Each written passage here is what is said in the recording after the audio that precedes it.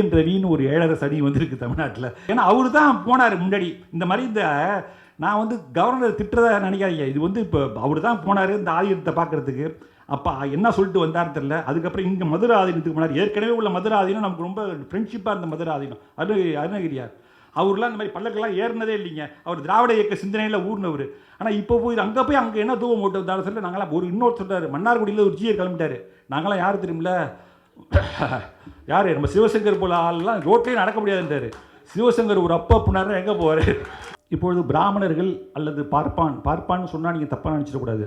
சங்க இலக்கியத்திலே பார்ப்பான் என்ற சொல் இருக்குது. திருவள்ளுவரும் பயன்படுத்தி இருக்கிறார், இளங்கோவடிகளும் பயன்படுத்தி இருக்கிறார். அவர்கள் கூட சொல்லிக் கொள்ளலாம், நானும் தமிழன் தான் என்று. எப்படி என்றால் நாங்களும் தமிழ் தான் வீட்டிலே பேசுகிறோம் என்று அவர்கள் சொல்வார்கள். ஆனால் அவர்கள் பேசக்கூடிய தமிழ் வேறு மாதிரியாக இருக்கும். அவர்கள் தங்களை தமிழன் என்று சொல்லிக் கொள்ளலாம், ஆனால் ஒரு நாளும் திராவிடன் என்று சொல்லிக்கொள்ளவே முடியாது. அன்பே சிவம் என்று போதித்த பிறகு இந்த ஆதீன கடத்தல் இன்னும் வந்து அதில் பிடிவாதமாக இருப்பது நல்லதல்ல. நம்முடைய முதல்வர் வந்து ரொம்ப நாகரிகமானவர். அவருக்கு தெரியும் இங்கே நடந்து கொண்டிருப்பது தந்தை பெரியாருடைய ஆட்சி, பேரறிஞர் அண்ணா அவர்களுடைய ஆட்சி. சமஸ்கிருதம் தெரியும்னா எனக்கு என்ன தெரியும், சுக்லாம் பிரதம மிஷன் ஒரு பாட்டு தெரியும். சசிவர்ணம் சதுர்பூஜம் பிரசன்ன வதனம் தியாகே சர்வ விக்னோப சாந்தே. எங்கள் அப்பா அப்போ சொல்லி கொடுத்தது என்னன்னு பொருளே தெரியாது. ஆனால் சொல்லுவார், தவசுப்பிரபாதம் அரவிந்த லோசனே பரவது பிரச்சன்ன முகச்சந்திர மண்டலே விதிச்சந்திரேந்திர வனிதா பிரச்சுத்தே விசசைலநாத தைதே தயானி தே. இதே சுப்பிரபாதம் எங்கள் அப்பா போட்டு விடுவார். இதெல்லாம் சொல்லிடாம பாரு. திரியாரி தச்சரிச்ச அச்சம பாச சந்தியாம் ஆகாச சிந்து கமலானி மனோகராணி ஆதாய பாதயுகம் அச்சயுகம் பிரசன்னா சேஷாத்திரி சேகர விபோ தவ சுப்பிரபாதம். இப்படிலாம் சொல்லுவார். சத்தியமாக இது 2-3 பாட்டை தவிர ஒன்றுமே தெரியாதுன்னு வச்சிங்களேன். எப்படி சீட்டு கொடுப்பானுங்க எம்பிபிஎஸ்ல? இதுக்கு அந்த என்னடா சம்பந்தம்? ஒரு இடத்துல நாவலர் சோமசுந்தர பையாருக்கு சமஸ்கிருதம் தெரியுமா? அவன் கருமாதியை சொல்ல வேண்டியதை வந்து அங்கே சொல்லிட்டு தெரிஞ்சிருக்கான். அவர் நிறுத்துறா அப்படின்னு இருக்கா, அடிக்க போயிருக்காரு. திராவிடமும் சமூக முன்னேற்றமும் என்கின்ற ஒரு தலைப்பு பல பேர் தெரிந்திருக்கும். நீங்கள் திராவிட இயக்கம் இந்த மண்ணில் தோன்றி என்னென்ன சமூக மாற்றங்களை இங்கே செய்திருக்கிறது என்பதை நீங்கள் படித்திருப்பீர்கள். ஐயா சுபவி அவர்களுடைய பேச்சிலிருந்து ஐயா ஜெயரஞ்சன் போன்றவர்கள் ஆசிரியர், நம்முடைய கலைஞருடைய எழுத்துக்கள் பேச்சுக்கள், அண்ணாவினுடைய எழுத்து பேச்சு எல்லாமே பல பேர் வராங்கப்பா. வாங்க வாங்க வாங்க தம்பிகளா, வழி அனுப்ப தான் போனீங்களா? ரொம்ப மகிழ்ச்சிப்பா. அந்த சமூக முன்னேற்றத்திலே நம்முடைய திராவிட இயக்கம் என்ன சாதித்திருக்கிறது என்பதை நாம் சிந்திக்க இருக்கின்றோம். என்னை பார்த்து என்னுடைய நண்பர் ஒருவர் கேட்பார். அவர் ஒரு குறிப்பிட்ட ஒரு இனத்தைச் சேர்ந்தவர், ரொம்ப தமிழ் தேசியம் அதிகமாக பேசக்கூடியவர். நான் எந்த முகநூலில் அப்படி தனியாக போட்டால் எனக்கு இதில் தனியாக மெசேஜில் வந்து, இன்னும் நீ திராவிடம் தானா, எப்போ தமிழன்னு சொல்ல போகிற, நீ வந்து தெலுங்கன் தானேன்னு கேட்பானே. எதை வச்சு தெலுங்கு? கருணாநிதி தெலுங்குன்னு தெரியுமா? ஓடோடி வந்தவர் ஆந்திராவில் இருந்த ஒரு சத்தியம் எனக்கு தெரியல. அவங்க அப்பாவை நல்லா தெரியும் எனக்கு. திருவாரூரோடு தான் பூர்வீகம். அவங்க தாத்தா திருவாரூரில் தான். எந்த காலத்தில் தெலுங்குலேருந்து வந்தாங்க, அவங்க தெலுங்கில் பேசுன மாதிரி எனக்கும் தெரியல. அவங்களுடைய தாய்மொழி தமிழ். அவர் தெலுங்கில் பேசுன மாதிரி எனக்கு தெரியல. கலைஞர் இன்னும் தெலுங்குங்கிறானுங்க. நீ திராவிடன் தமிழன் அல்லமானுங்க. ஏன் திராவிடர் என்று சொல்லுகிறீர்கள்? இதற்கு ஒரு விளக்கம் எனக்கு தெரிந்து யோசித்து பார்த்தேன். இப்பொழுது தாய்மொழி என்றால் என்ன விளக்கம் சொல்கிறார்கள் பல பேர் என்றால், பிறந்ததிலிருந்து நாம் எந்த மொழியில் பேசுகிறோமோ அது தாய்மொழி என்பார்கள். சிறு வயதிலிருந்து நாம் எந்த மொழியில் பேசிக்கொண்டிருக்கிறோமோ அது தாய்மொழி என்பார்கள். இப்பொழுது பிராமணர்கள் அல்லது பார்ப்பான்னு சொன்னால் நீங்கள் தப்பாக நினச்சிடக்கூடாது. சங்க இலக்கியத்திலே பார்ப்பான் என்ற சொல் இருக்குது. திருவள்ளுவரும் பயன்படுத்தி இருக்கிறார், இளங்கோவடிகளும் பயன்படுத்தி இருக்கிறார். அவர்கள் கூட சொல்லிக் கொள்ளலாம், நானும் தமிழன் தான் என்று. எப்படி என்றால் நாங்களும் தமிழ் தான் வீட்டிலே பேசுகிறோம் என்று அவர்கள் சொல்வார்கள். ஆனால் அவர்கள் பேசக்கூடிய தமிழ் வேறு மாதிரியாக இருக்கும். அவர்கள் தங்களை தமிழன் என்று சொல்லிக் கொள்ளலாம், ஆனால் ஒரு நாளும் திராவிடன் என்று சொல்லிக்கொள்ளவே முடியாது. ஏனென்றால் அங்கே தான் அந்த சித்தாந்தம் அடிப்படையிலே கொள்கை கோட்பாடு அந்த திராவிடம் என்பதற்கும் ஆரியம் என்பதற்கு மாறுபடுகிறது. இன்னும் சொல்ல போனால் திராவிடம் என்பது அது ஒரு இனத்தை, இடத்தை, மொழியை ஒட்டுமொத்தமாக குறிப்பிட வந்த ஒரு சொல். பண்பாடு, கலாச்சாரம், நாகரிகம், தனி பண்புகள் இவற்றினுடைய அடையாளமாக இருக்கக்கூடிய ஒரு சித்தாந்த கோட்பாடு தான். அதை பற்றி ஐயா அவர்கள் பேச இருக்கின்றார்கள். திராவிடம் சொல்லல்ல கோட்பாடு என்று. ஆகவே அப்படிப்பட்ட இந்த திராவிடம் ஆரியர்களுக்கு ஒரு மாற்றாக என்ன இந்த சமுதாயத்திலே செய்திருக்கிறது. அதனுடைய பயன் என்ன என்றால், அது வெள்ளிடை மலை வெளிச்சமாக சொல்ல வேண்டுமானால், எனக்கு முன்பாக வரவேற்புரை ஆற்றிய RS மனோகர் அவர்கள் சொன்னார்கள், அவருடைய குடும்பத்திலே பல பேர் இன்றைக்கு பட்டதாரிகராக திகழ்கிறார்கள் என்றால் அதற்கு காரணம் திராவிட இயக்கம் என்று சொன்னார்கள். நானும் ஒரு சூத்திரன் தான். 4வது நிலை தான் ஆரியன், வைசியன், சத்திரன், சூத்திரன் என்று சொல்லக்கூடிய அந்த நிலையிலே உள்ளவன். கொச்சையாக மேலக்காரர் என்று சொல்வார்கள். கலைஞர் தான் அதை இசைவேளாளர் என்று அழகாக நாகரிகமாக அதை மாற்றினார்.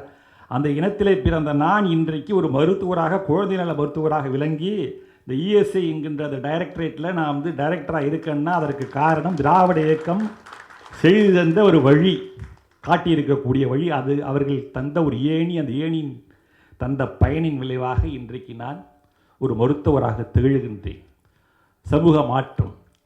ஆனால் அதை அருமை அமைச்சர் அவர்கள் பேசியது போல, ஜெயரஞ்சன் அவர்கள் பேசியது போல் இன்றைக்கு பல பேர் திசை மாற்றம் செய்கிறார்கள். இவர்கள் செய்திருக்கக்கூடிய சாதனைகளை பற்றி யோசித்து பார்க்காமல், இன்றைக்கு நம்முடைய மாண்புமிகு தமிழக முதல்வர் திராவிட மாடல் என்கின்ற ஒரு ஆட்சியை நடத்தி கொண்டிருக்கின்ற பொழுது, இந்தியா முழுவதும் காவிமயமாக ஆக்கப்பட்டாலும் கூட இன்றைக்கு தமிழ்நாடு தனித்து நிற்கிறது கொள்கையிலே, துணிச்சலிலே, அனைத்திலும் என்று சொன்னால் அதற்கு காரணம் திராவிட இயக்கம் தந்திருக்கக்கூடிய பகுத்தறிவு பாடம், சுயமரியாதை சிந்தனை, இனமான உணர்வு. அதனால்தான் தனித்து இருக்கிறது. ஆனால் இதை மடைமாற்றம் செய்ய வேண்டும், எப்படியாவது மதத்தின் பெயரால். அவன் பார்த்துங்க, இந்த மத உணர்வை தூண்டுகின்ற வகையில் இன்றைக்கு சமூகத்திலே நாம் நம்முடைய எண்ணிக்கையை உயர்த்தி விடலாம், நம்முடைய வாக்கு சதவீதத்தை அதிகப்படுத்தி விடலாம், இன்றைக்கி நடந்து கொண்டிருக்கக்கூடிய ஆட்சியை கேவலப்படுத்தி, அதாவது மக்களிடம் உள்ள செல்வாக்கை அகற்றி விடலாம் என்று எண்ணிக்கொண்டிருக்கிறார்கள். சத்தியமாக ஒரு நாளும் அது பலிக்காது. அதில் ஒரு செய்தி தான் இன்றைக்கி என்ன போய்கிட்டு இருக்குன்னா, ஃபேஸ்புக்கில் எல்லா இடத்துலையும் எந்த மீடியாவை தொடர்ந்தாலும் அந்த பட்டின பிரவேசம் என்கின்ற ஒன்று. அதற்கு பல பேர் பல செய்திகளை எல்லாம் சொல்லுகிறார்கள். பட்டின பிரவேசம் என்பது கிட்டத்தட்ட 500 ஆண்டுகளாக நடந்து கொண்டிருப்பது. அதை ஏன் தடுப்பது? 500 ஆண்டுகளாக நடந்தது, அப்போ நடந்தது. ஆனால் 1963 தந்தை பெரியார் அவர்கள் ஒரு போராட்டம் நடத்தி அதற்கு பிறகு சற்றே 50 ஆண்டுகள் எங்கேயுமே நடக்கவில்லை. சைவ ஆதீனங்கள் 18 என்று சொல்கிறார்கள். அதில் பேரூர் ஆதீனத்தில் நடக்கிறது இல்லை. நிறைய ஆதீனங்கள், குன்றக்குடி ஆதீனம், வீர சைவ மடங்கள், இவைகளிலெல்லாம் இந்த பட்டின பிரவேசம் நடப்பதே கிடையாது. சென்ற ஆண்டு, அதற்கு முந்தைய ஆண்டு கூட இப்போ இருக்கக்கூடியவர் திருப்பனந்தாளிலே இந்த பல்லக்கிலே ஏற முற்படுகின்ற பொழுது, அதன் மாதிரி ஒரு ஐடியா இருக்கின்ற பொழுது, திராவிட இயக்க தோழர்கள் போராட்டம் அறிவித்த போது எடப்பாடி பழனிசாமி ஆட்சி தான் அப்போது நடந்து கொண்டு இருந்தது. அப்போ அவராகவே இதனால் பிரச்சனை வரும் என்று சொன்னால் அந்த பட்டின பிரவேசம் தேவையில்லை, நான் பல்லக்கில் செல்ல மாட்டேன், நடந்து செல்வேன் என்று சொன்ன மரியாதைக்கு அன்பிற்குரிய தருமபுரம் ஆதீனம் அவர்கள் இப்பொழுது விடாப்பிடியாக இருந்து கொண்டிருக்கிறார்.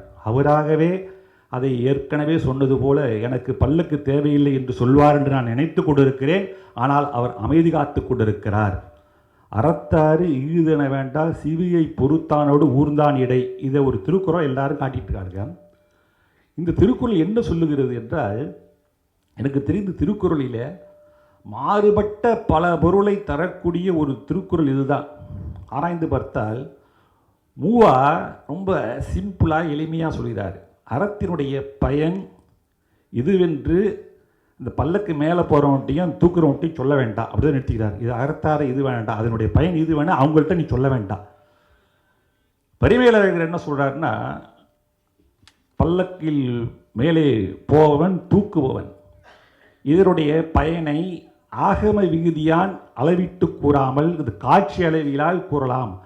அதாவது வழிபாட்டின் எய்திகளின்படி இதற்கான ஒரு தீர்வை சொல்லாமல் நீங்கள் காட்சியால் காணக்கூடியதில் இதில் என்ன சொல்கிறாருன்னா, கீழே தூக்கக்கூடியவன் அறத்தினுடைய பயனால் சென்ற ஜென்மத்தில் போன பிறவியில் செய்திருக்கக்கூடிய பாவ புனியில் ஏற்ப அதை சுமக்கிறான். மேலே உட்கார்ந்திருப்பவன் கொண்ட சென்ற பிறவியில் செய்த புண்ணியத்தின் பயனாக அமர்ந்திருக்கிறான் என்ற அந்த பொருள்படும்படி தான் சொல்கிறார்கள். சாலமன் பாப்பையா என்ன சொல்கிறான்னு பார்த்தேன், ஏன்னா அவர் கிறிஸ்துவர். அவர் சொல்கிறார், நூல்களின் வழியாக இதை நாம் ஆராய முடியாது, காட்சியினுடைய வழியாகத்தான் அந்த அறத்தினுடைய பயன் என்பதை இந்த காட்சியின் வழியாக நாம் உணர்ந்து கொள்ளலாம் என்று அவரும் சொல்கிறார். ஆனால் கலைஞர் மட்டும்தான் ஒரு மாறுபட்ட ஒரு பொருளுரையை இந்த குறளுக்கு தருகிறார். ரொம்ப எளிமையான ஒரு பொருள்களாக இருக்கிறது. அதுதான் திராவிட இயக்கத்திலே ஊறியவர்கள் பகுத்தறிவு சிந்தனையாளர்கள் தரக்கூடிய ஒரு உரை. அவர் என்ன சொல்கிறாருன்னா, அறத்தின் வழி நடப்பவர்கள் வாழ்க்கையை எப்படி கடப்பார்கள் என்றால், அறத்தின் வழி நடப்பவர்கள் பல்லக்கின் மேல் இருந்து கொண்டிருக்கிறார்கள், சென்று கொண்டிருக்கிறார்கள் மகிழ்ச்சியாக. அதேபோல் இன்பத்தையும் துன்பத்தையும் சமமாக பாவித்து வாழ்க்கையை எளிமையாக கடந்து விடுவார்கள். அறத்தை தவறி நடக்கக்கூடியவர்கள், பிறவிந்து நடக்கக்கூடியவர்கள் பல்லக்கை சுமப்பவன் படுகின்ற துன்பத்தைப் போல இன்பத்திலும் அமைதி கொள்ளாமல் துன்பத்தையும் பொறுக்க முடியாமல் அவதிப்பட்டு வாழ்வார்கள் என்கின்ற ஒரு உயர்ந்த சிந்தனையை கலைஞர் தருகிறார். இதை காட்டுகிறார்கள். பாரு, திருக்குறளே சொல்லியிருக்கார் அடுத்துன்னு சொல்லிட்டு, இதுதான் திருக்குறள் என்ன சொல்றதுன்னு வச்சுன்னா ஒட்டுமொத்த கருத்து இதுதான். அடுத்தது ஒன்று சொல்லுவாங்க, ஞானசம்பந்தரை நாவுக்கரசரே தூக்கி கொண்டு போனார் அப்படிம்பாங்க. ஞானசம்பந்தர் பிறப்பால் யார் என்பது உங்களுக்கு தெரியும். பிறப்பால் ஒரு அந்தன, எனக்கு தெரிந்து ஒரு அந்தன பிள்ளையை உலக வரலாற்றிலேயே சுமந்தது யாருன்னு கேட்டால் வயசானவர் 80 வயசு நாவுக்கரசர். சிந்தை இடையரா அன்பும் திருமேன் இதனில் அசைவும் கந்தை மகையாம் கருத்தும் கை உழவாரப்படையும் வந்தி ஈழ் கண்ணீர் மனையும் மழையும் வடிவில் பூலி திருநீரும் அந்தமில் வேடத்து அரசு எதிர்வந்து அணையே அப்படின்னு ரொம்ப அழகாக பெரிய புராணத்தில் பாடல் செய்வார். ஒரு பிராமண பிள்ளையை ஒரு தூக்குனாரா இல்லைன்னு தெரியாது திருப்பூந்துருத்தில் தூக்கிட்டு வந்தார் அப்படின்னு சொல்லுவாங்க. இப்படி செய்யக்கூடிய நீங்கள் செய்வத்திலே இப்படி உயர்வாக ஞானசம்பந்தரை உயர்த்திய நீர்கள் சிவமே தொண்டு என்று சிவனையே அனுதினம் நினைத்து கொண்டு முப்போதும் சிவசிந்தனையிலே இருந்த நந்தனாரை ஏன் கோயிலுக்குள்ளே விடவில்லை? அப்பொழுது எங்கே போச்சு உங்களுடைய சமயப்பற்று? சிந்தித்து பார்த்தீர்களா? அப்படியே ஒரு குலத்துக்கு ஒரு நீதியை தருவதல்ல, இன்னும் சொல்லப்போனால் ஆன்மீகத்துக்கு எதிரானது அல்ல இந்த இயக்கம். உண்மையான ஆன்மீகம் என்பதை தெளிவுபடுத்த வேண்டும். அதை தான் வள்ளலார் போன்றவர்கள் செய்தார்கள். யான் எனது என்னும் செருக்கறுப்பான் வானோருக்கு உயர்ந்த உலகம் புகும் திருக்குறள் சொல்லுகிறது. அது ஆதீனம் உணர வேண்டும். அவருக்கு தெரியாத திருக்குறளா? யான் எனது என்கின்ற அகம்பாவம் செருக்கு இருக்கக்கூடாது, ஆணவம் கண்மம் மாயை இருக்கக்கூடாது. சைவ சித்தாந்தம் சொல்லுகிறது. ஆணவம் என்பது என்ன? இப்போ நான் உட்காந்து எனக்கு சேர் எடுத்து போடல, மேலே என்னை வரம்பு சொல்ல அப்படி நினைக்கிறதே ஒரு ஆணவம். ஆனால் சைவ சித்தாந்தம் என்ன சொல்கிறது? ஆணவம் என்பது கிஞ்சித்தும் இருக்கக்கூடாது, அனைவரும் சமம் என்று எவர் நினைக்கிறாரோ அவர்தான் உண்மையான ஆன்மீகவாதி. மேலிருந்தும் மேலல்லவர் மேலல்லர். அற்புதமான ஒரு திருக்குறளுங்க இது. இது ஒரு திருக்குறளே போதுங்க. நான் ஆதீனத்துக்கு சொல்ல ஆசைப்படுது.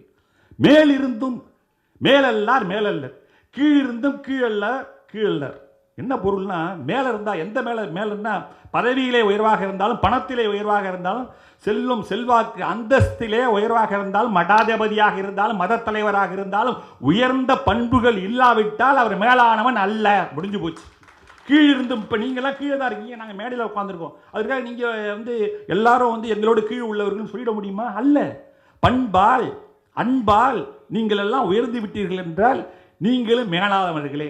அப்படி பிறப்புக்கும் எல்லா உயிருக்கும் என்று சொன்ன திருக்குறளினுடைய வழியில் நாங்கள் நடப்பவர்கள் அதை ஆதீனம் நீங்கள் உணர்ந்து கொள்ள வேண்டும். அடுத்ததாக சட்டசபையில் ஒரு கேள்வி கேட்டார். யார்? எடப்பாடி பழனிசாமி அண்ணன். நீங்கள் ரம்ஜானுக்கு வாழ்த்து சொல்லுகிறீர்கள், கிறிஸ்துமஸுக்கு வாழ்த்து சொல்லுகிறீர்கள், தீபாவளிக்கு ஏன் வாழ்த்து சொல்வதில்லை? இதெல்லாம் சொல்லணுங்க. நம்ம ஏன் சொல்வதில்லை? கலைஞரே சொல்ல மாட்டார். ஏன் சொல்ல மாட்டார்? தீபாவளி அதுக்கு விரோதிகள் அல்ல நாங்கள். அதனால் பல தொழிலாளர்கள் பிழைக்கிறார்கள், பட்டாசு தொழிலாளர்கள் பிழைக்கிறார்கள். சபுளி விவகாரம் ஓஹோன்னு ஆகிறது, மகிழ்ச்சியானது, நிறையா தின்பண்டங்கள் சாப்பிடலாம், நான் கூட கொண்டாடுவது உண்டு. ஆனால் அதற்கு வாழ்த்து சொல்வது என்பது அந்த பண்டிகையை ஏற்றுக்கொண்டது போல. ஏனென்றால் அது மூடி நம்பிக்கையின் அடிப்படையில் உருவான ஒரு பண்டிகை. நரகாசுரன் என்பவனுடைய கதை உங்களுக்கு தெரிந்திருக்கும், எப்படி பிறந்தான் என்பதற்கு. கிறிஸ்டியனுக்கும் பூமாதேவிக்கும் பிறந்தவன் நரகாசுரன். பூமாதேவி என்பதுன்னா பூமி என்கிறார். பூமியை ஒரு பெண்ணாக ஆக்கி பூமியை புணர்ந்ததாக, 2 பேருக்கு சேர்ந்து ஒரு பிள்ளை பிறந்ததாக நரகாசுரன் என்றும், சாகா வரம் வந்தவன் என்றும், தன்னுடைய பெற்றோர்களால் தான் நான் சாக வேண்டும் என்று வரம் பெற்றதாகவும், இதையெல்லாம் ஏற்றுக்கொள்ளக்கூடியதல்ல. ஆனால் ரம்ஜான் ஏன் வாழ்த்து சொல்கிறோம்? நபிகள் நாயகம் என்கின்ற ஒரு புரட்சியாளர். நான் சும்மா இஸ்லாத்துக்கு ஆதரவாக பேசுறது நினைக்காதீங்க. வந்த இடத்துல ஊசி இது பண்ணுறான்டா அவன், இஸ்லாத்துக்கு ஜாதரா படம், அப்படி அல்ல. ஒரு புரட்சியாளர். கடவுள் ஒன்றே, பல தெய்வ வணக்கங்கள் உருவ வணக்கங்கள் இருந்த அந்த பாலைவன பகுதியிலே அல்லாஹ் கடவுள் அன்புருவானவன் அறிவுருவானவன் என்று சொல்ல பல மாற்றங்களை செய்தார். வாழ்ந்திருப்பதற்கான வரலாற்று சான்றுகள் இருக்கின்ற காரணத்தினால் நபிகள் நாயகத்தை போற்றுகிறோம், அவர் கண்ட மார்க்கத்தை போற்றுகிறோம், ரம்ஜானுக்கு வாழ்த்து சொல்லுகிறோம், இன்னும் மீலாடி நபிக்கு இன்னும் அவருடைய பிறந்த நாளுக்கு வாழ்த்து சொல்லுகிறோம். அதே போல இயேசுநாதர் என்கின்ற ஒருவர், இயேசு கிறிஸ்து என்கின்ற ஒருவர் இஸ்ரேலிலே வாழ்ந்ததாக வரலாற்று சான்றுகள் இருக்கின்ற காரணத்தினால் கிறிஸ்துமஸுக்கு நாம் அதை செய்கின்றோம். ஆனால் நரகாசுரன் என்போன் எந்த காலத்தில் வாழ்ந்தான், அவன் எத்தனை வயசு வாழ்ந்தான், எந்த கிமுல எந்த ஆண்டில் பிறந்தான், எந்த ஆண்டுகள் வாழ்ந்தான், அப்பா அம்மா பேர் என்ன, இது அதான் நீங்கள் சொல்லிட்டு நான் சொல்கிறது கிருஷ்ணனும் யார் பூமாதேவியும் கடைசியில் கொண்டது யாருன்னு கேட்டால் கிருஷ்ணாவதாரத்தில் பாமாதேவியாக வந்தவர் கொன்றதற்காக ஒரு விழாவா? அது மட்டுமல்ல, இது இவர்கள் இந்து மதத்திலே சொல்லக்கூடியது தீபாவளிக்கு ஒரு காரணம். ஆனால் மகாவீரர் தன்னுடைய மகா நிர்வாணம் என்று சொல்லக்கூடிய அவர் முக்தியடைந்த நாளை அவர்கள் ஜைன மதத்திலே கொண்டாடுகிறார்கள். அதற்காகவும் தீபாவளி கொண்டாடப்படுகிறது என்று சொல்வது உண்டு. ஆகவே இங்கே அதிகமாக இன்னும் சொல்ல போனால் இந்து மதமும் ஒன்று கிடையாதுன்னு சொன்னால் பல பேர் கோவம் வந்துடுதுங்க. அவர்களுடைய சைவம் உண்டு, வைணவம் உண்டு, முருகனை வழிபடக்கூடியவர்கள் உண்டு, கணபதியை வழிபடக்கூடியவர்கள் உண்டு, அடுத்தது சூரியனை வழிபடக்கூடிய 6 உண்டு. அது சாக்தம், சௌரம், காணாபத்தியம், சைவம், வைணவம்பாங்க. சக்தியை வழிபடக்கூடியவர்கள் இதுதான் உண்டு. 6ஐ ஒன்றிணைத்து இந்து மதம் என்கின்ற ஒரு கூட்டு கலவை கதம்பத்தை தந்தார்கள். இதற்கு ஒரே ஒரு நூலை சொல்ல முடியுமானா, ஏன் ஊழோ கொட்டி கிடக்கு அப்படிம்பாங்க. என்ன கொட்டி கிடக்கு? ஒன்றுக்கு ஒன்று முரண்பாடாக இருக்கிறது. இப்போ நான் படித்த வரையிலும் இந்த 4000 திவ்ய பிரபந்தத்தில் சிவனை கேவலமாக பேசக்கூடிய பாடல்கள் பல உண்டு. இங்கே பெரிய புராணம் இந்த திருமுறைகள் வந்தீங்கன்னா திருமகளை பன்றி, மலம் தின்கின்ற பன்றி என்று வர்ணிக்கக்கூடிய வார்த்தைகள் உண்டு. இப்போ எதற்கு நான் இதெல்லாம் சொல்லிட்டு இருக்கிறேன்னா, அந்த உண்மையான ஆன்மீகம் என்ன என்பதை தெரிந்து கொள்ளாமல், அதான் தந்தை பெரியார் அவர்கள் சொன்னார்கள், வைணவன் சைவ கடவுள் இல்லை என்கிறான், சிவன் இல்லை என்கிறான், இல்லை என்று சொல்வதில்லை, கேவலமாக பேசுகிறான், விமர்சிக்கிறான். அதே போல் அவன் இந்த மதத்தை திருமால் கிடையாது என்கிறான், கேவலமாக பேசுகின்றான், விமர்சிக்கின்றான். இஸ்லாமியன் அவன் கிறிஸ்துவ கடவுளை ஏற்று கிடையாது, கிறிஸ்தவர்கள் இஸ்லாமிய கடவுளை மற்ற கடவுளை ஏற்றுக்கொள்வது கிடையாது. நான் என்ன சொல்கிறேன்னா, எந்த கடவுளுமே கிடையாது என்று சொல்கிறேன். அதுக்கு பெரிய வேறுபாடே கிடையாது. நேரில் நீங்கள் சிந்திச்சு பார்த்தீங்களா? அது இல்லை, இது இல்லை, அது மாறி மாறி நீங்கள் எல்லாரும் சொல்லிட்டு இருக்கீங்க. ஆக மொத்தம் நீங்கள் எல்லாரும் ஏதோ ஒரு கருத்தில் இல்லைன்றீங்க. ஒரு ஆள் சிவனை உண்டுன்னு சொன்னால் இல்லைன்னு சொல்கிறவங்க உண்டு. நான் சொல்கிற பொதுவாக அது எதுவுமே இல்லைன்னு சொன்னார் தந்தை பெரியார். யோசிக்கக்கூடிய ஒரு விஷயம். ஆகவே அன்பே சிவம் என்று போதித்த பிறகு இந்த ஆதீன கடத்தல் இன்னும் அதில் பிடிவாதமாக இருப்பது நல்லதல்ல. நம்முடைய முதல்வர் ரொம்ப நாகரிகமானவர். அவருக்கு தெரியும் இங்கே நடந்து கொண்டிருப்பது தந்தை பெரியாருடைய ஆட்சி, பேரறிஞர் அண்ணா அவர்களுடைய ஆட்சி. ஒரு நாளும் சுயமரியாதைக்கு இழுக்கு தரக்கூடிய வகையில் இந்த ஆட்சி அமையாது. ஒருவரை மேலே உட்கார வைத்து இன்னொருவர் தோளிலே தூக்கி சுமப்பது என்பதே ஆன்மீகத்துக்கு மாற்றான ஒரு செய்தி. ஆன்மாவுக்குள் பேதம் இருக்க முடியாது. நான் கேட்கிறேன், மடாதிபதி எனக்கு நல்ல வேண்டியவர் தான், எங்கள் ஊர் பக்கம் தான், அவர் நல்லா என்கிட்ட பேசுவார்.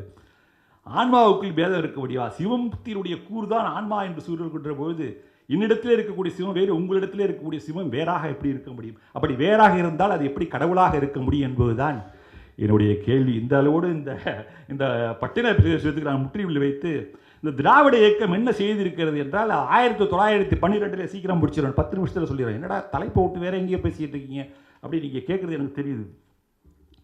திராவிட இயக்கம் என்ன தெரிஞ்சிருக்கிறது?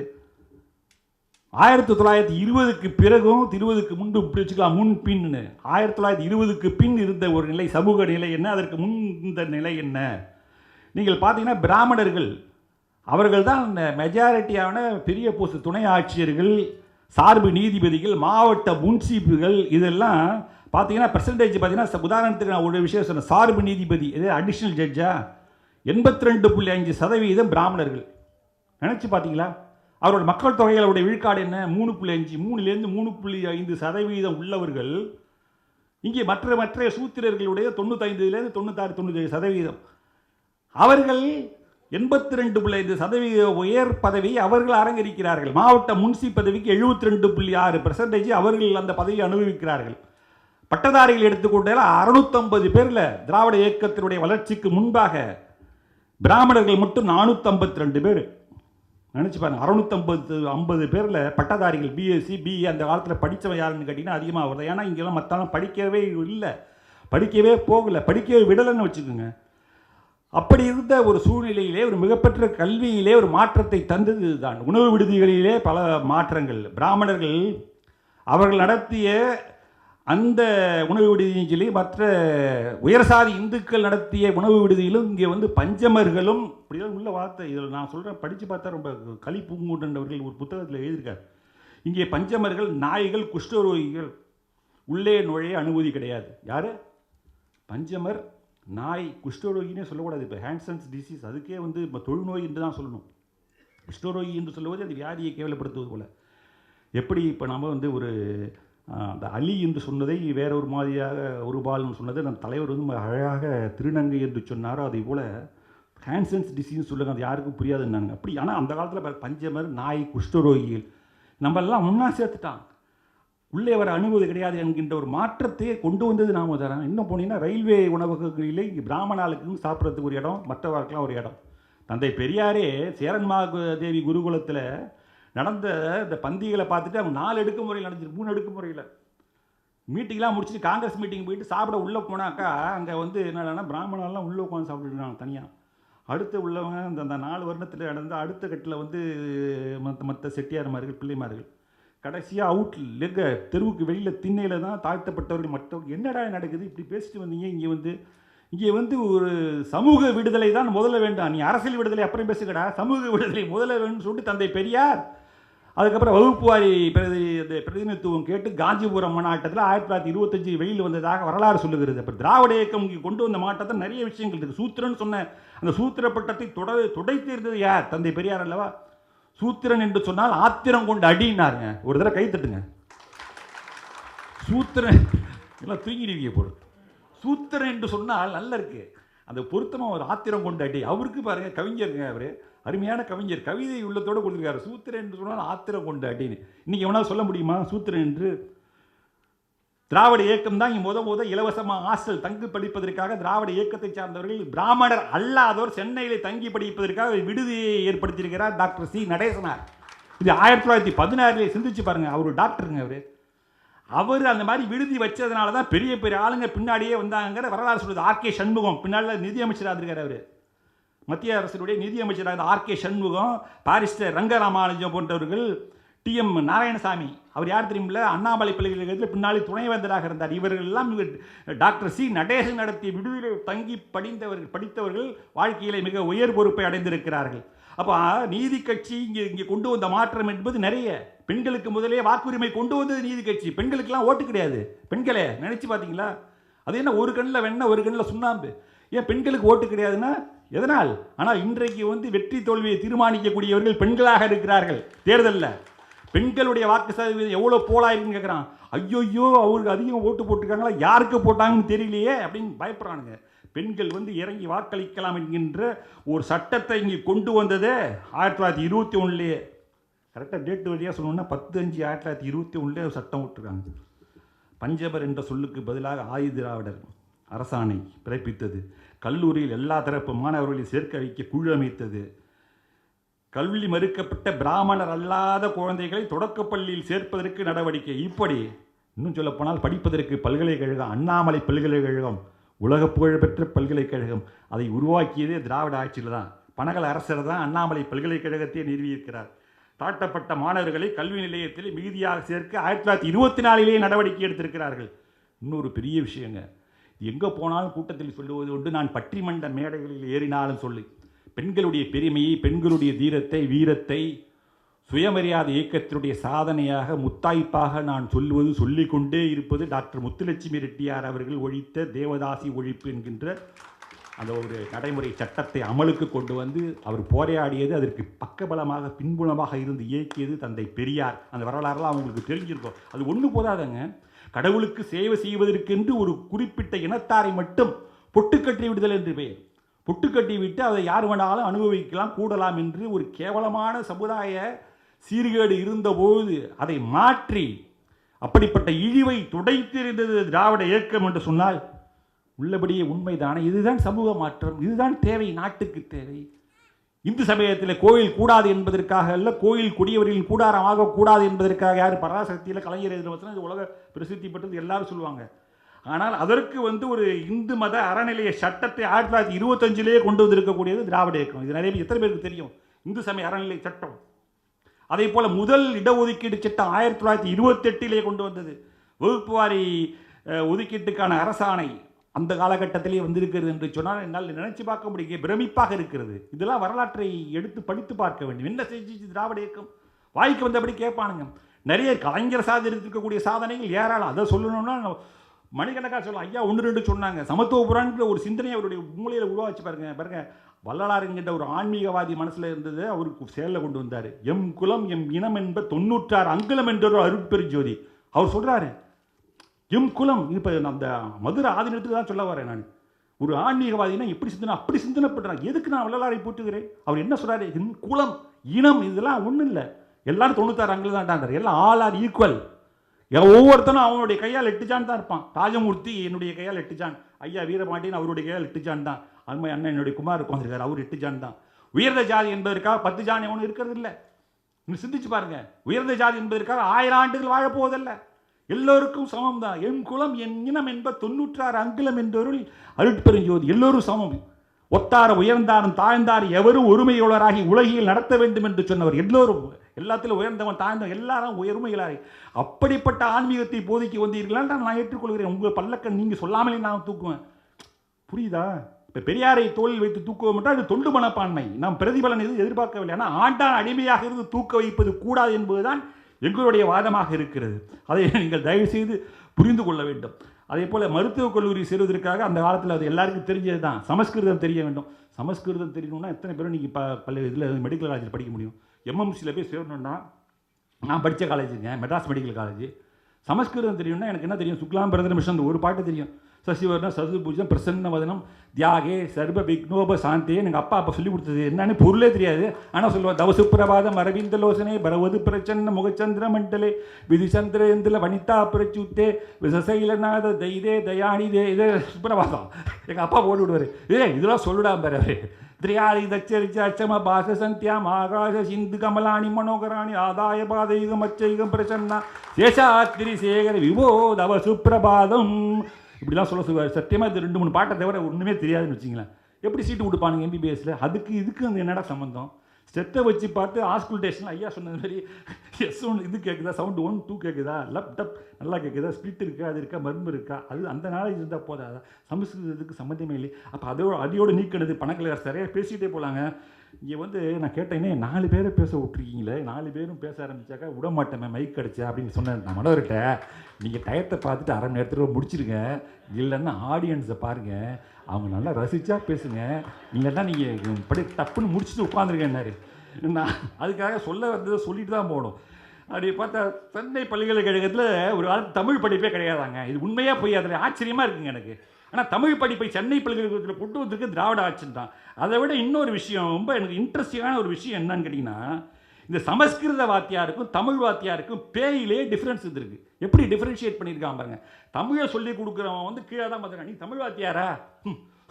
வேஸ்ட் அபிஸ்டு, நீ வேஸ்ட்டு, நீ தமிழ் படித்து தமிழ் புலராய் என்ன கண்டேல். நான் சமஸ்கிருதம் படிச்சுட்டு 350 ரூபா வாங்குறேன், தமிழ் படிச்சுட்டு 881 ரூபா சம்பளம். இல்லை, தமிழ் படித்தா 81 ரூபா. நான் சொல்லுங்க, வரலாறு சொல்லுதுங்க, இது பொய் சொல்லவில்லை. தமிழ் படித்திருந்தால் தமிழ் புலவர்களுக்கு அவன் மகா வித்துவானாக இருந்தாலும் எப்படி பட்டம் பெற்றிருந்தாலும் மாத சம்பளம் 81 ரூபா தான். நீங்கள் சமஸ்கிருதத்திலாம் சொல்லி கொடுத்த சொன்னல, இந்த மாதிரி ஏதாவது அது புரியாத பேசினா கூட ஒன்றும் புரிய போகிறதில்ல. நீ கல்யாண வீட்டில் போனீங்கன்னா அவன் சொல்கிற மாதிரி சத்தியம் ஒரு பையில ஒன்றும் புரியாது. அவன் ஒரு இடத்துல நாவலர் சோமசுந்தர பையாருக்கு சமஸ்கிருதம் தெரியுமா, அவன் கருமாதியை சொல்ல வேண்டியதை அங்கே சொல்லிட்டு தெரிஞ்சிருக்கான். அவர் நிறுத்துறா அப்படின்னு இருக்கா, அடிக்க போயிருக்காரு. என்னடான்னு கேட்டால் இவன் கருமாதியில் சொல்ல வேண்டிய சொல்கிறான் அப்படின்னு சொல்லிட்டு. அப்போ சமஸ்கிருதத்துக்கு தெரிஞ்சிருந்தால் சம்பளம் உயர்த்தினா, அப்போ இந்த மொழியிலேயே நீ இது உயர்ந்த மொழி, இது தாழ்ந்த மொழி என்று சொல்லுகிறாயான். எங்களுடைய தாய் தமிழ் மொழி அனைத்திற்கும் சமமான மொழி, அனைத்திற்கும் தாய்மொழி, உலக புதுமொழி, செம்மொழி என்கின்ற ஒரு அங்கீகாரத்தை தந்து மொழியை தூக்கி நிறுத்தியது திராவிட இயக்கம். அதை பாருங்க, நல்லா தெரிஞ்சுங்க. எதற்கு நாம் மொழிக்கு முக்கியத்துவம் கொடுக்குறோம் தெரியுமா? அந்த ஒரு விஷயத்தோட நிறைவு செய்ய ஆசைப்படுகிறேன். ஒரு மொழி வாழ்ந்தால்தான், ஒரு மொழி தூக்கி பிடிக்கப்பட்டால் தான் அந்த சமுதாய வாழும். அந்த சமுதாயத்தினுடைய பெருமை எதில் அடங்கி இருக்கிறது என்றால் அந்த மொழியில் அடங்கி இருக்கிறது. அது ஒரு கண்ணாடி போல. இப்போ சிலப்பதிகாரத்தை ஏன் படிக்க சொல்கிறோம், திருக்குறளை ஏன் படிக்க சொல்கிறோம், சங்க இலக்கியத்தை ஏன் நாம் படிக்க சொல்கிறோம் என்றால், தமிழன் 2000 ஆண்டுகளுக்கு முன்பாக எப்படி வாழ்ந்திருக்கிறான். இன்றைக்கு கீழடியிலே நாகரிகம் கிடைக்கக்கூடிய பாணி ஓடியில் இருக்கக்கூடிய எழுத்துக்கள் என்ன சொல்லுகிறது, அந்த மொழி எப்படி எழுதப்பட்டிருக்கிறது, அந்த தமிழை நாம் காக்க வேண்டும். ஏன் சொல்லுகிறோம் என்றால், இந்த இனம் ஒரு தனிப்பட்ட இனம். இந்த மொழி வாழ்ந்தால்தான் இந்த இனம் வாழும். இந்த இனம் வாழ்ந்தால்தான் நமக்குரிய பண்பாடு, நாகரிகம், தனிப்பட்ட அடையாளங்கள் என்றைக்கும் இருக்கும் என்பதற்காகத்தான் நாம் தமிழை தூக்கி பிடிக்கிறோம். அது மட்டும் இல்லை, தமிழுக்கு இருக்க வேண்டிய சிறப்பு, அதனுடைய தொன்மை, அதனுடைய பெருமை, இனிமை, வளமை எல்லாம் உங்களுக்கு தெரிஞ்சது தான், தப்பே கிடையாது. தமிழோடு ஒப்பிடுகின்ற போது எந்த விதத்திலே சமஸ்கிருதம் உயர்ந்தது. அதனால தான் வழிபாட்டு மொழியிலே கூட சமஸ்கிருதத்தை தள்ளிவிட்டு தமிழ் வழியிலே வழிபாடு என்று சொன்னால், நேற்றைக்கு முந்தைய தினம் சேகர் பாபு அவர்கள் ஒரு தன்னுடைய மானிய கோரிக்கையை சொன்னார்கள், தமிழ் வழியிலே அர்ச்சனை செய்யக்கூடிய அர்ச்சகர்களுக்கு 60% அவர்கள் எக்ஸ்ட்ரா அங்கே வர அர்ச்சனை டிக்கெட் வராங்களே அந்த காசு அவங்களுக்கே தரப்போறார். அருமை. சலம் பூவோடு தூபம் மறந்தறியேன், தமிழோடு இசைப்பாடல் மறந்தறியேன், நலம் தீங்கிலும் உன்னை மறந்தறியேன், உண்ணாமம் என்னாவில் மறந்தறியேன் என்பார் யார்? நாவுக்கரசர். அப்படிப்பட்ட தமிழ் மொழி கோயிலிலே ஒழிக்கப்பட வேண்டும் என்பதற்காக கொண்டு வந்தது மட்டுமல்லாமல் அனைத்து சாதியினரும் அர்ச்சகராகலாம் என்கின்ற ஒரே சட்டம் போதுங்க. ஈக்குவாலிட்டி எல்லாத்துலையும் வந்துச்சுங்க. இந்த பாருங்க, 2-3 விஷயத்தில் ஈக்குவாலிட்டி வந்தா போச்சு. ஒன்று கல்வி, வேலை வாய்ப்பு, இதை எல்லாம் தாண்டி நீதிமன்றம், அதை நீதிமன்றத்தையும் தாண்டி ஒரு உயர்ந்த இடம் இருக்கிறது என்று சொன்னால் அதுதான் கோயில். அந்த கோயிலிலே சமநிலை வந்து விட்டால் சமுதாயம் சமநிலை அடைந்தது போல. அதனால தான் அர்ச்சகர் அனைவரும் அர்ச்சகராகலாம் என்பதை கொண்டு வந்தார். அதையும் தாண்டி பெண்கள் கூட அங்கு சென்று ஓதுவாராக ஆகலாம் என்று சிம்ரஞ்சனா என்கின்ற ஒரு முதல் பெண் ஓதுவார் இங்கே தேனுபுரீஸ்வரர் கோயில், ஏதோ ஒரு ஊர் இங்கே பக்கத்தில் மாடம்பாக்கம்னு நினைக்கிறேன், மாடம்பாக்கம் தேனுபுரம், அற்புதமாக படித்தது. சொற்றுனை வேதிய ஜோதிவானவர்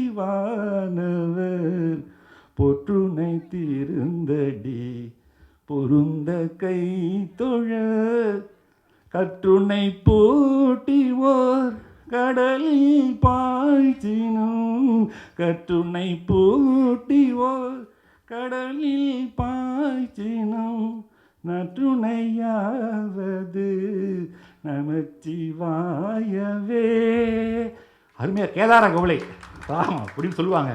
ஏன்னா தமிழில் கொஞ்சம் விளக்க சொன்னால் புரியும். சொட்டுணை வேதி என்ன சிவபெருமான சொல்கிறாங்க, தமிழில் சொன்னால் என்ன, அது ஒரு அருமையாக அற்புதமாக இசையோடு அது பாடுகிறது.